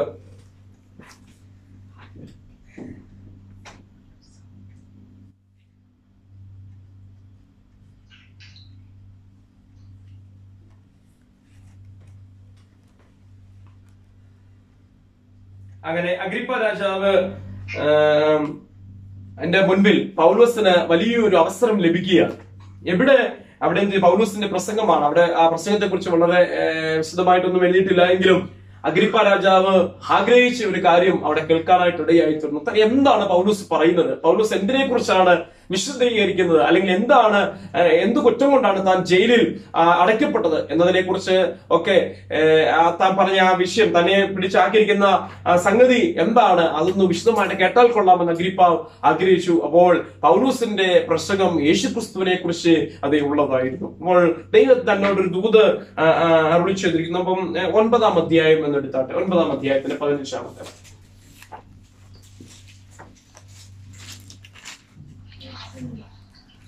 കർത്താവ് അവനോട്, നീ പോക, അവന്റെ നാമം ജാതികൾക്കും രാജാക്കന്മാർക്കും ഇസ്രായേൽ മക്കൾക്ക് മുൻപിൽ വഹിപ്പാൻ ഞാൻ തിരഞ്ഞെടുത്തിരിക്കുന്ന ഒരു പാത്രം ആകുന്നു. ദൈവത്തിന്റെ ഒരു വാഗ്ദത്തം പ്രിയപ്പെട്ടവരെ പൗലോസിനെ കുറിച്ച് കിടക്കുക. എന്താണ് ആ വാഗ്ദത്തം? നീ പോക, നാമം ജാതികൾക്കും രാജാക്കന്മാർക്കും ഇസ്രായേൽ മക്കൾക്കും മുമ്പിൽ വഹിപ്പാൻ. അതിനകത്ത് എഴുതിയിരിക്കുന്ന ഒരു പദം നിങ്ങൾ ശ്രദ്ധിച്ചോ? പൗലോസ് ദമസ്കോസിന്റെ പടിവാതിക്കൽ വെച്ച് ദൈവിക സ്പർശനമുണ്ടായി ദൈവം വിളിച്ചു വേർതിരിക്കുന്ന സമയത്തും തനിക്ക് അതിനുശേഷമായിട്ട് തന്നോട് ദൈവം ഇടപെടുന്ന സമയത്തും തന്നെ ദൈവം ശുശ്രൂഷയ്ക്കായിട്ട് വേർതിരിക്കുന്ന ആ നേരത്ത് ദൈവം അറിയിച്ചിരുന്ന ഒരു വാഗ്ദത്തമാണ്, നീ രാജാക്കന്മാരുടെ മുൻപാകെയും എന്റെ നാമത്തെ നീ വഹിക്കുവാനായിട്ട് ഇടയായിരിക്കും. അല്ലെ? നിങ്ങൾ ശ്രദ്ധിച്ചോ പ്രിയപ്പെട്ടവരെ? ഇങ്ങനെ ഒരു സാഹചര്യം ഉണ്ടായത് കൊണ്ടാണ് ഒരു രാജാവിന്റെ മുൻപാകെ നിന്നുകൊണ്ട് യേശുവിനെ കുറിച്ച് പറയാനിടയായിട്ട്, അല്ലെ? ഇങ്ങനെ പിടിച്ചു, ഇങ്ങനെ തന്നെ കൊണ്ടുവന്ന് ഇങ്ങനെ നിർത്താനൊക്കെ ഇടയായപ്പോൾ നോക്കിക്കേ, ഒരിക്കലും സാധാരണ നിലയിൽ നടന്ന അല്ലെങ്കിൽ മറ്റു പല സ്ഥലങ്ങളിൽ സന്ദർശിച്ച് സുവിശേഷം അറിയിച്ചുകൊണ്ടിരുന്നാൽ ഒരു പക്ഷേ രാജാക്കന്മാരോട് യേശുവിനെ കുറിച്ച് പറയാൻ സാധിക്കത്തില്ല, അല്ലെ? പക്ഷെ കൊട്ടാരത്തിൽ അവനെ കൊണ്ടുവന്നു, ഒരു തടവുള്ളി അല്ലെങ്കിൽ കുറ്റക്കാരനായിട്ട് കൊട്ടാരത്തിൽ കൊണ്ടുവന്നു. ദൈവത്തിന്റെ വാഗ്ദത്തം ദൈവം നിറവേറ്റുകയാണ് ചെയ്തത്. മാനുഷികമായിട്ട് നമ്മുടെ ജീവിതത്തിൽ നമുക്കുണ്ടാകുന്ന ചില പ്രയാസങ്ങൾ ഒക്കെ നമ്മൾ ഓർക്കും. പക്ഷേ നമ്മൾ നേരെ തിരിഞ്ഞ് ഇതൊരു ദൈവിക വാഗ്ദത്തത്തിന്റെ നിവൃത്തിയാണ് നമുക്ക് ചിന്തിക്കുവാൻ കഴിയുമ്പോഴാണ് ദൈവം നമ്മളോട് പണ്ട് കാലങ്ങളിൽ സംസാരിച്ച ചില ദൂതുകളെ നമുക്ക് ഓർമ്മ വരുവാനായിട്ട് ഇടയായിത്തീരുന്നത്. അങ്ങനെ ഓർമ്മ വരുന്നവർക്കാണ് ഞാൻ ദൈവത്തിന് അതേ സ്തോത്രം ചെയ്യുകയാണ്. ഹല്ലേലൂയ. നമ്മൾ ഒരു സ്ഥാനത്ത് നിൽക്കുമ്പോൾ, ഒരു രാജ്യത്ത് കടന്നു ചെല്ലുമ്പോഴൊക്കെ നമുക്ക് മനസ്സിലാകും ദൈവം പണ്ടെങ്ങോ എന്നോട് വ്യക്തമായി സംസാരിക്കുവാനായിട്ട് അത് ഇടയായിരിക്കും. ചില പ്രതികൂലങ്ങൾ സഹിച്ചായിരിക്കാം, കഷ്ടം സഹിച്ചായിരിക്കാം, ഭാരം സഹിച്ചായിരിക്കാം, ചിലപ്പോൾ വേദനകളൊക്കെ അവിടെ സഹിച്ചായിരിക്കാം, നിന്ദ വഹിച്ചായിരിക്കാം, നിന്ദാപാത്രമായിട്ടായിരിക്കാം നമ്മൾ അവിടെ നിൽക്കുന്നത്. പക്ഷേ ദൈവോദ്ദേശത്തിന് വേണ്ടി എന്നെ അവിടെ നിർത്തുന്നു. ഒരു ജോലി സ്ഥലത്ത് ദൈവം എന്നെ ദൈവോദ്ദേശത്തിന് വേണ്ടി എന്നെ നിർത്തുന്നു. അവിടെ നമ്മൾ ത്യാഗമൊക്കെ സഹിച്ച് വളരെ കഷ്ടപ്പെട്ട് സാലറി ഒന്നും വലിയായിട്ട് കിട്ടാനൊന്നുമില്ല, ഇങ്ങനെ നിൽക്കുന്നെങ്കിൽ നിൽക്കുക. പക്ഷേ അവിടെ ദൈവം പണ്ടെങ്കോ പറഞ്ഞ് നമ്മളൊരു വാഗ്ദത്വം പറഞ്ഞിട്ടുണ്ട്. ആ വാഗ്ദത്തിന്റെ നിവൃത്തി ആ കമ്പനിയിൽ, ആ ഓഫീസിൽ നടക്കുന്നുണ്ടെങ്കിൽ നിങ്ങൾ ദൈവത്തിന് 1000 നന്ദി പറയുവാനായിട്ട് ഇടയായിത്തീരുന്നു. സ്തോത്ര. നിങ്ങളെ ദൈവം നിറവിൽ നിന്ന് നിറവിലേക്ക് നയിക്കുവാനായിട്ട് അത് ഇടയായി. ചിലരുടെ ദൈവം പറഞ്ഞ ആത്മാക്കളെ നീ നേടും, ചില സ്നാനത്തിലേക്ക് അതെ കൊണ്ടുവരും. സ്തോത്രം. അപ്പൊ എന്നോട് കർത്താവ് പറഞ്ഞു, നിന്നെ ഒരു സാധാരണക്കാരനായി പോകപ്പെട്ട ഒരു ദേവദാസനെ കട്ടപ്പനയിൽ നിന്ന് വന്നപ്പോ എന്നോട് പറഞ്ഞു, നീ മറ്റൊരു മണ്ണിൽ ഇതുവരെയും കണ്ടിട്ടില്ലാത്ത ഒരു സ്ഥലത്ത് നിന്ന് ചിലരെ സ്നാനപ്പെടുത്തുന്നത് ഞാൻ കാണുന്നു. അപ്പോഴും ഞാനിങ്ങനെ ചിരിച്ചു. അല്ലെ, നമ്മള് ഇതുവരെ കണ്ടിട്ടില്ലാത്തൊരു സ്ഥലത്ത് പോയിരുന്നു. കാരണം സ്വന്തം സ്ഥലത്ത് സ്നാനപ്പെടാൻ ആൾക്കാർ കുറവാണ്, രക്ഷിക്കപ്പെടുന്ന കുറഞ്ഞിരിക്കും. അപ്പോൾ മറ്റൊരു സ്ഥലത്ത് പോയിട്ട് ഇനി എങ്ങനെയാണ് നമ്മള് സ്നാനപ്പെടുത്തുവാനിടയായത്? ഞാനോട് വന്ന് അപ്പോൾ ഓർക്കുകയാണ്, ദൈവം നടത്തിയ ആ വഴികളെ കുറിച്ച് നമ്മൾ ചിന്തിക്കുകയാണ്. നമ്മൾ അന്നേരമൊക്കെ നമ്മൾ അതൊക്കെ വലിയ കാര്യമായിട്ട് ചിന്തിക്കത്തില്ല. കാരണം നമ്മളോട് എന്നെ കൊണ്ട് എങ്ങനെ സാധിക്കും എന്ന് പറയും. പക്ഷേ നമ്മളെ ദൈവം കടത്തിവിടുന്ന സാഹചര്യങ്ങൾ എല്ലാം നോക്കുമ്പോൾ അവിടെയെല്ലാം ദൈവത്തിന്റെ ചില വാഗ്ദത്തങ്ങൾ നമ്മുടെ ജീവിതത്തിൽ നിറവേറിയിട്ടുണ്ടെങ്കിൽ അതെല്ലാം ഓർത്ത് നമ്മൾ ദൈവത്തിന് അതേ സ്തോത്രം ചെയ്യണം. ചില ലേറ്റ് ആവുന്നത്, ചില കാര്യങ്ങളൊക്കെ നമുക്ക് എന്ത് ചെയ്യുന്നു, കുറച്ച് താമസിക്കുന്നത് നന്മയ്ക്ക് വേണ്ടിയാണ് എന്ന് നമുക്ക് ചിന്തിക്കുവാനായിട്ട് സാധിക്കണം. ഹല്ലേലൂയ. അതേ പ്രിയപ്പെട്ടവരെ, കരിപ്പൂർ വിമാനം ഫ്ലൈറ്റ് ഇതായപ്പോൾ പോകേണ്ട 1-2 പേരുടെ ഈ അനുഭവം കേട്ടപ്പോൾ അവർക്ക് എന്താണ് വരേണ്ടതായിരുന്നു അത്യാവശ്യമായിട്ട്, എന്നാൽ ആ ഫ്ലൈറ്റിൽ അവർക്ക് പോകാൻ സാധിച്ചില്ല. അതുകൊണ്ട് അവർ ഭയങ്കര കാര്യങ്ങളെല്ലാം, ഒത്തിരി കാര്യങ്ങൾ മുടങ്ങി. അവർ വളരെയധികം നിരാശപ്പെടുവാനായിട്ട് ഒക്കെ അത് ഇടയായിത്തീർന്നു.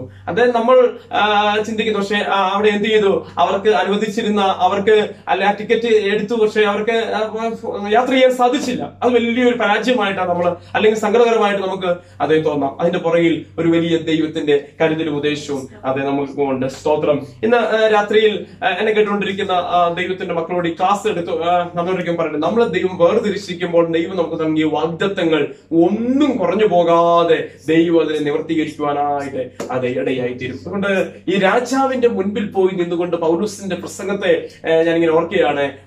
അതൊക്കെ എത്രയോ നാളുകൾക്ക് പുറകിൽ ദൈവം പറഞ്ഞൊരു വാഗ്ദത്തമാണ്. അത് ദൈവം എന്ത് ചെയ്തു, നിറവേറ്റുവാനായിട്ട് ഇടയായിത്തീർന്നു. അങ്ങനെ എന്നെ കേൾക്കുന്ന ക്ലാസ്സിലായിരിക്കുന്ന എന്റെ മനസ്സിലെ സഹോദരങ്ങളെ, നമ്മളോടൊരു ദൈവം എന്തെങ്കിലും ഒരു കാര്യം പറഞ്ഞിട്ടുണ്ടെങ്കിൽ അതെന്ത് ചെയ്യുന്നു, നടക്കുക തന്നെ ചെയ്യും. ഹല്ലേലൂയ. ഞാൻ എന്തെങ്കിലും പറഞ്ഞിട്ടുണ്ടോ, അത് നടക്കത്തില്ല. ഹല്ലേലൂയ. ഷൈജാൻ പറഞ്ഞിട്ടുണ്ടോ, നടക്കത്തില്ല. ഷീജാൻ പറഞ്ഞിട്ടുണ്ടോ, അതേപോലെ ഞങ്ങൾ വാക്ക് മാറ്റിക്കളയും, മനുഷ്യനാണ് അല്ലെ. അതേ സ്തോത്രം. എന്നാൽ ദൈവം ഒരു വാക്ക് പറഞ്ഞിട്ടുണ്ടെങ്കിൽ അത് നടക്കുക തന്നെ ചെയ്യും. ഹല്ലേലൂയ. അത് എത്ര പേര് ഇന്ന് ഈ ക്ലാസ്സിലേക്ക് വിശ്വസിക്കുന്നുണ്ട്? എന്റെയോട് ദൈവം പറഞ്ഞ വാഗ്ദത്തങ്ങൾ എന്ത് ചെയ്യുന്നു, ദൈവം അത് നിറവേറ്റുവാനായിട്ട് അത് ഇടയായിത്തീരും. അങ്ങനെ ഒത്തിരി അനുഭവങ്ങൾ എനിക്ക് കേൾക്കാനായിട്ട് കഴിഞ്ഞിട്ടുണ്ട്. അപ്പോൾ പൗലോസിനോട് പറഞ്ഞത്, ഈ രാജാക്കന്മാരുടെ അതേ മുൻപിൽ അത് നിൽക്കുമെന്ന്. ഞങ്ങള് ഞാൻ ശുശ്രൂഷ ഒരു എടുത്ത് ഒരു സഹോദരനോട് ദൈവം ഒരു വാഗ്ദത്വം പറഞ്ഞു. നീ ഇതുപോലെ തന്നെ ഈ രാജാവിന് കാര്യം പറഞ്ഞപ്പോൾ ഞാൻ ഓർക്കുന്നത്, അദ്ദേഹത്തോട് പറഞ്ഞു, നീ എന്ത് ചെയ്യുന്നു, രാജാവിന് വേണ്ടി പ്രാർത്ഥിക്കൂ എന്ന് പറഞ്ഞു. അപ്പോ അദ്ദേഹം ഓർത്ത്, ഈ രാജാവിന് വേണ്ടി പ്രാർത്ഥിക്കും, രാജകാലഘട്ടം ഒന്നും അല്ലല്ലോ, ഇനി രാജാവിന് വേണ്ടി എങ്ങനെയാണ് പ്രാർത്ഥിക്കുന്നത് അല്ലെ? മന്ത്രി, പ്രധാനമന്ത്രി, മുഖ്യമന്ത്രി ഒക്കെയാണ് ഇനി രാജാക്കാർ. അപ്പൊ പറഞ്ഞു, ഇദ്ദേഹം എന്താണ് ദർശനമൊന്നും ഇല്ലാത്തൊരു ആളാണ്, അല്ലെങ്കിൽ വ്യാജം പറഞ്ഞാണെന്ന് വിചാരിച്ചു. അങ്ങനെ അന്നേരം പുള്ളി റബ്ബർ വിട്ടു. അവിടുത്തെ പുള്ളിയുടെ തന്നെ പറമ്പുണ്ട്, ചില റബ്ബറൊക്കെ വിട്ടുന്ന ജോലിയാണ്. റബ്ബർ വിട്ട് കാച്ചിൽ നടുക, ചേന നടുക ഒക്കെ ചെയ്യുക. അപ്പൊ ഞാൻ ആ വീട്ടില്, അവരുടെ വീട്ടിൽ എല്ലാ വ്യാഴാഴ്ച ഒരു പ്രാർത്ഥനയുണ്ട്. അപ്പൊ ഞങ്ങളൊക്കെ കൂടി എല്ലാ വ്യാഴാഴ്ച അവിടെ പ്രാർത്ഥനയ്ക്ക് പോകും. പ്രാർത്ഥന കഴിയുകയും പോരുമ്പോഴേക്കും എപ്പോഴും ഒരു ഗസ്റ്റ് പാസ്റ്റ് വന്നു. അന്നേരം എന്താ അദ്ദേഹം പറഞ്ഞു, എന്താണ്, നീ രാജാവിന് വേണ്ടി പ്രാർത്ഥിക്കുന്നവനാണ് നിന്റെ കയ്യെന്ന് പറഞ്ഞു. അന്നേരം പുള്ളി അങ്ങനെ എന്നോട് പറയും, ഞാൻ ഈ ഒട്ടുപാലിക്കാൻ പറിച്ചുകൊണ്ടിരിക്കുക, കയ്യിൽ ഇങ്ങനെ കൈ റബ്ബർ വെട്ടിയിട്ട് പാലൊക്കെ ഇങ്ങനെ വെച്ച് കയ്യിലിരിക്കുക. അതുകൊണ്ട് അന്നേരം അദ്ദേഹം പറയാ, ഈ കൈ കൊണ്ട് രാജാവിന് വേണ്ടി പ്രാർത്ഥിക്കുന്നു. പുള്ളിക്ക് ഒട്ടും എന്നെ പ്രാർത്ഥന കഴിഞ്ഞിട്ട് ഞങ്ങൾ ഇങ്ങനെ വർഷം കഴിച്ചുകൊണ്ടിരുന്ന സമയത്ത് പുള്ളിക്ക് വളരെ തമാശ രൂപേണ സംസാരിച്ചു. ഞാൻ ഇന്നും അത് ഓർക്കുക. കുറച്ച് വർഷങ്ങൾ കഴിഞ്ഞപ്പോഴത്തേക്ക് എന്ത് ചെയ്തെന്ന് അറിയാമോ, പുള്ളിക്ക് വിദേശ രാജ്യത്ത് പോകാനായിട്ട് ഒരു ചാൻസ് ഉണ്ടായി. അങ്ങനെ ഉണ്ടാവുകയെന്ന് വിചാരിച്ചതാണ്. പുള്ളി പണ്ടെങ്കോ നഴ്സിംഗ് ഒക്കെ പഠിച്ചാണ്. അപ്പൊ ആരാണ് ഭയങ്കര ചാൻസ് ഉണ്ടെന്ന് ഞാൻ അയക്കാൻ പറഞ്ഞു. പുള്ളി മടിച്ചത് അയച്ചു. അങ്ങനെ പുള്ളിയെ വിളിച്ചു. പുള്ളിക്ക് വിസ വന്നു. പുള്ളി ഭയങ്കര അത്ഭുതകരമായിട്ട് കടന്നുപോയിട്ട് ആദ്യത്തെ ഡ്യൂട്ടി മസ്കറ്റിൽ ചെന്നപ്പോൾ, ഒമാനിൽ ചെന്നപ്പോൾ അവിടുത്തെ പാലസിലോട്ടാണ് പുള്ളി ആദ്യം വിടുന്നത്. അവിടുത്തെ രാജാവ് വയ്യാതെ കിടക്കുകയാണ്. അപ്പൊ പുള്ളി പറഞ്ഞു, അവിടെ നിന്ന് കൂപ്പി ഇരുന്ന് ആ തറയെ മുട്ടുകുത്തിയിരുന്ന് പുള്ളി അത് ദൈവസന്നിധിയിൽ ക്ഷമ ചോദിക്കുവാനായിട്ട് അത് ഇടയായി തീർന്നു. അതും അദ്ദേഹത്തിന്റെ ദേഹത്ത് തൊടാനായിട്ട്, എന്ന് വെച്ചാൽ മാറി നിന്നൊക്കെ കാണാനേ പറ്റത്തുള്ളൂ, അദ്ദേഹത്തിന്റെ ദേഹത്ത് തൊട്ട് എന്ത് ചെയ്തു, പ്രാർത്ഥിക്കാനായിട്ട് ഒരു അവസരം അത് ഉണ്ടായി എന്ന് പറയുകയാണ്. കാരണം ഇത് ചെയ്തതിൽ എന്തെങ്കിലും പിഴവ് വന്നു പോയെങ്കിൽ തീർന്നു. അതുകൊണ്ട് മേടിച്ചും വരച്ചും ഒക്കെ എല്ലാ കാര്യങ്ങളും ചെയ്യുന്നത്. അതുകൊണ്ട് എല്ലാ മെഡിസിനും കൊടുക്കാൻ പുള്ളി നേഴ്സ് ആയതുകൊണ്ട് അങ്ങനെ ഒത്തിരി ബുദ്ധിമുട്ടുണ്ട്. അപ്പം ഒത്തിരി നമുക്കറിയാമല്ലോ, ഭയങ്കര സെക്യൂരിറ്റിക്കകത്തൊക്കെയാണ് നിൽക്കുന്നത്. അപ്പോൾ ചെന്ന് പുള്ളിയെ തൊടുന്ന സമയത്തെല്ലാം കരം വെച്ചുകൊണ്ട് പ്രാർത്ഥിച്ചുകൊണ്ടേ ചെന്നപ്പോൾ അദ്ദേഹം എന്നോട് പറയുക, അന്ന് അദ്ദേഹം പറഞ്ഞു, രാജാവിന് വേണ്ടി എന്താണ് അതെ പ്രാർത്ഥിക്കുമെന്ന് പറഞ്ഞപ്പോൾ ഞാൻ എന്തെല്ലാം തമാശ രൂപേണ, കാരണം എന്റെ ജീവിതത്തിൽ ഒന്നും സമയം, കാരണം അന്ന് ഞാൻ റബ്ബർ വെട്ടിക്കൊണ്ടിരിക്കുന്ന സമയം, റബ്ബർ വെട്ടിക്ക് നടക്കുന്ന ഒരു മനുഷ്യനെ രാജാവിന് വേണ്ടി പ്രാർത്ഥിക്കുമെന്ന് പറഞ്ഞാൽ, അതുമല്ല ഇന്ത്യയിലെ കുറിച്ച് പുള്ളി ചിന്തിക്കുന്ന, ഇന്ത്യ അല്ലെങ്കിൽ കേരളം ഇവിടെ രാജാക്കന്മാരുടെ ഭരണമൊന്നുമല്ല. അതുകൊണ്ട് ഈ പുള്ളി ചുമ്മാ പറഞ്ഞ എന്ന് വിചാരിച്ചു. അപ്പം എങ്ങനെയാ പറഞ്ഞത്, മന്ത്രിമാർക്ക് വേണ്ടി പ്രാർത്ഥിക്കുന്നൊക്കെയാ പറയുന്നത് അല്ലെ. അപ്പം അതൊന്നും പറയാൻ പുള്ളിക്ക് അറിയത്തില്ലാത്തതുകൊണ്ട് പുള്ളി അങ്ങനെ പറയാൻ ചുമ്മാതെയാന്ന് പറഞ്ഞു. പക്ഷേ കാലങ്ങൾ കഴിഞ്ഞപ്പോൾ ദൈവത്തിന്റെ വാഗ്ദത്തം ഓർക്ക് എത്ര 40 വയസ്സായി കഴിഞ്ഞാണ് പുള്ളിക്ക് പോകാനായിട്ട് അങ്ങനെ പറ്റി. എന്തോ ഒരു പ്രത്യേക ഒരു സാഹചര്യത്തിൽ പോയതാണ്. നല്ല അത്ഭുതമാണ്. അതെല്ലാം ദൈവത്തിന്റെ ഇതിനു വേണ്ടി മാത്രമാണ് ദൈവം എന്ത് ചെയ്ത് അവിടെ അയക്കുവാനായിട്ടിട. അപ്പൊ ഞാൻ എന്നോട് അത് പറഞ്ഞപ്പോൾ ഞാൻ ഓർക്കുകയാണ്, നമ്മുടെ ജീവിതത്തിൽ ദൈവം ഒരു വാഗ്ദത്തം നൽകിയിട്ടുണ്ടെങ്കിൽ അത് പാലിക്കുവാൻ എന്റെ ദൈവം അതിവിശ്വസ്തനാണ്. സ്തോത്രം. ഹല്ലേലൂയ. പാലസിൽ ഉള്ള പല മലയാളികളായ നഴ്സസിനോടും മറ്റു പ്രിയപ്പെട്ടവരോടും ഒക്കെ കർത്താവിനെ കുറിച്ച് പറയാനുള്ള അവസരം അവിടെ ഉണ്ടായി. അങ്ങനെ അവിടെ ഒരു പുറത്തൊരു കൂട്ടായ്മ പോലും സ്റ്റാർട്ട് ചെയ്യാനായിട്ട് അത് ഇടയാക്കി ആ മനുഷ്യനെ ഉപയോഗിക്കുവാനായിട്ട് ഇടയായി തീർന്നു. സ്തോത്രം. ഞാൻ പറഞ്ഞു വന്ന ഒരു കാര്യം, ഇന്ന് രാത്രിയിൽ ഈ വചനം കേട്ടുകൊണ്ട് പൗലോസിനോട് പറഞ്ഞു, നീ രാജാക്കന്മാരുടെ മുൻപാകെ അത് നിൽക്കും. നമ്മളോട് എവിടെ നിൽക്കുമെന്ന് കർത്താവ് പറഞ്ഞിട്ടുണ്ടോ അവിടെ ദൈവം നമ്മളെ എന്ത് ചെയ്യുന്നു, നിർത്തുവാനായിട്ട് ഇടയായി തീരും. നിന്റെ തലമുറകളെ ദൈവം അനുഗ്രഹിക്കുമെന്ന് പറഞ്ഞാൽ ദൈവം അനുഗ്രഹിച്ചിരിക്കും. ഹല്ലേലൂയ. നമ്മളിത് വിശ്വസിച്ചോണം. സ്തോത്ര. ഇപ്പൊ നമുക്ക് നഷ്ടവും ഭാരവും ഒക്കെ മുമ്പ് ഞാൻ പറഞ്ഞതുപോലെ വലിയ ബുദ്ധിമുട്ടും ഒക്കെയാണ്, അല്ലെങ്കിൽ വലിയ ബുദ്ധിമുട്ടാണ്. ഞാനിങ്ങനെ ഓർക്കുക, അദ്ദേഹത്തിന് ബൈക്കിനകത്ത് പെട്രോൾ അടിക്കാൻ പോലും ബുദ്ധിമുട്ട്. പല സ്ഥലത്തു നിന്നും പുള്ളി ഇറക്കത്തേന്ന് ഉരുണ്ട് ഇരുന്നുകൊണ്ട് വന്നിട്ടുണ്ട്. കാരണം എന്താണ്, പെട്രോൾ തീർന്നിട്ട് പല സ്ഥലത്ത്, പിന്നെ പകുതി തള്ളിയൊക്കെ വന്നിട്ട് ആ സാഹചര്യമൊക്കെ എന്നോട് എനിക്കറിയാവുന്നതുകൊണ്ട് അറിയാം. പക്ഷെ ഇതിന്റെ എല്ലാം നടുവിൽ ഒരു വാഗ്ദത്തം എങ്ങനെ ജീവിക്കുന്നത്, അതിനെന്താണ് അതേ സ്തോത്രം, ഏജ് ലിമിറ്റോ അല്ലെങ്കിൽ സർട്ടിഫിക്കറ്റോ നമ്മുടെ ക്വാളിഫിക്കേഷനോ നമ്മുടെ സൗന്ദര്യമോ ഒന്നും ഒരു പ്രശ്നമല്ല. ദൈവത്തിന്റെ വാഗ്ദത്തം ഇന്നും ജീവിക്കുന്നു പ്രിയപ്പെട്ടവരെ. ഹല്ലേലൂയ. അതുകൊണ്ട് കർത്താവ് പറയുന്നത് നമ്മൾ പൂർണ്ണമായിട്ട് അതേ വിശ്വസിക്കുക. മനുഷ്യന്റെ മുഖത്തേക്ക് നോക്കാൻ പോകണ്ട. മുഴുവൻ പേരും കളിപ്പിക്കും, മുഴുവൻ പേരും നമ്മളെ തള്ളിക്കളയും, മുഴുവൻ പേരും നമ്മളെ എന്ത് ചെയ്യുന്നു, ചിലപ്പോൾ വഞ്ചിക്കും, നമ്മളെ പരിഹസിക്കും, ഒക്കെ ചെയ്യും. പക്ഷേ വാക്ക് പറഞ്ഞ ദൈവം വിശ്വസ്തൻ, അവൻ അന്ത്യം വരെ നമ്മൾ എന്ത് ചെയ്യുന്നു, നടത്താനായിട്ട് ഇടയായിത്തീരും. അപ്പോൾ ഈ ക്ലാസ്സിൽ ഇതിന്റെ അവസാന ഭാഗത്തേക്കും കൂടെ വന്നുകൊണ്ട് ഞാൻ അവസാനിപ്പിക്കുകയാണ്. അങ്ങനെ എന്ത് ചെയ്യുന്നറിയാമോ, 27ാമത്തെ വാക്യം കൂടെ വായിക്കുന്നു. അപ്പോൾ വല്ലവിധേയും ഇവനെ ഒന്ന് പുറത്തു കൊണ്ടുവരാൻ ശ്രമിക്കുമ്പോൾ ആഗ്രഹിക്കുകയാണ്. തടവുകാരനെ അയക്കുമ്പോൾ അവന്റെ പേരിലുള്ള കുറ്റം കാണിക്കാതിരിക്കുന്നത് യുക്തമല്ല എന്ന് തോന്നുന്നു. തടവുകാരന്റെ പേരിലുള്ള കുറ്റം എന്താണ്, പുറത്തൊന്ന് കൊണ്ടുവരാൻ ആഗ്രഹിക്കും. പക്ഷെ പുറത്തു കൊണ്ടുവരാൻ ആഗ്രഹിക്കുമ്പോൾ തടവുകാരന്റെ പേരിലുള്ള കുറ്റം എന്താണ്, കാണിക്കണം. അതാണ് നിയമം. നിയമം എന്ന് പറഞ്ഞാൽ ഇവന്റെ കുറ്റം എന്താണെന്ന് കാണിക്കാനും അതിന് സാധിക്കുന്നില്ല. കുറ്റം ഇതിപ്പോ എഴുതാനും പറ്റുന്നില്ല. ഇവനാണ് യേശുവിനെ കുറിച്ച് പ്രസംഗിച്ചു എന്നതാണ് ഇവന്റെ കുറ്റം. അങ്ങനെ ഒരു കേസ് ചാർജ് ചെയ്യാനായിട്ടില്ല. കാരണം ആദ്യമായിട്ടൊരു സംഭവമാണ് അവിടെ സുവിശേഷം അറിയിക്കുക എന്നുള്ളത്. അങ്ങനെ ഒരു കേസ് ഇല്ല, ആ കേസ് ചാർജ് ചെയ്യാൻ പറ്റുന്നില്ല. അങ്ങനെ ഇവർ വല്ലാണ്ടങ്ങ് കുഴയാനിടയായിട്ട് പ്രിയപ്പെട്ടവരെ, പൗലോസിനെ അഗ്രിപ്പാവിന്റെ മുൻപിൽ അതിനുശേഷമായിട്ട് അഗ്രിപ്പാവുമായിട്ട് 26ാമത്തെ അധ്യായത്തിൽ ചില വാദങ്ങളൊക്കെ, ചില കാര്യങ്ങളൊക്കെ വ്യക്തമാക്കുന്നത് നമുക്ക് അടുത്ത ക്ലാസ്സിൽ പഠിക്കാം. സമയം നമ്മുടെ അവസാനിച്ചിരിക്കുന്നത് കൊണ്ട് ഞാൻ ക്ലാസ് അവസാനിപ്പിക്കുവാനായിട്ട് ആഗ്രഹിക്കുന്നു. ഇന്ന് എന്ത് ചെയ്തു, അങ്ങനെ അവർക്ക് ആ ഒരു കേസ് ചാർജ് ചെയ്യാൻ സാധിക്കാതെ, അല്ലെങ്കിൽ കുറ്റം എന്താണെന്നുള്ളത് രേഖപ്പെടുത്തുവാൻ കഴിയാത്ത ഒരു സാഹചര്യത്തിലേക്ക് അവർ വന്നു. പക്ഷേ അഗ്രിപ്പാവിന്റെ മുൻപിൽ യേശുവിനെ കുറിച്ച് വളരെ സവിസ്തരം പ്രസംഗിക്കുന്ന ഒരു സുവർണ അവസരം പൗലോസിന്റെ ജീവിതത്തിൽ ദൈവത്തിന്റെ ആത്മാവ് തന്റെ വാഗ്ദത്തത്തിന്റെ നിവൃത്തിയായിട്ട് കൊടുത്തു എന്നുള്ളത് നമുക്ക് ഈ ക്ലാസിന്റെ എൻഡിലേക്ക് വരുമ്പോൾ അത് കാണാൻ സാധിക്കുന്നു. ഇന്നത്തെ ദൈവം നമ്മെ അനുഗ്രഹിക്കട്ടെ. നാം ക്ലാസ് അവസാനിപ്പിക്കുമ്പോൾ എന്തൊക്കെയാണ് നമ്മൾ ഇന്ന് പഠിച്ചതെന്നും കൂടെ ഒന്നുകൂടെ വളരെ ചെറിയ അധ്യായം, 27 വാക്യങ്ങൾ മാത്രം. ഫിലിപ്പിന്റെ 59ലാണ് അയാൾ എന്ത് ചെയ്തത്, ഭരണമായിട്ട് അവരുടെ സന്ദർശനം ഫെസ്തോസിന് മുന്നില്. പിന്നെ അഗ്രിപ്പാവിന് മുമ്പിൽ പൗലോസ് കേട്ടോ. പിന്നെ ബെർണീക്കയെ കുറിച്ചും കൂടെ അല്ലേ. അങ്ങനെ ഈ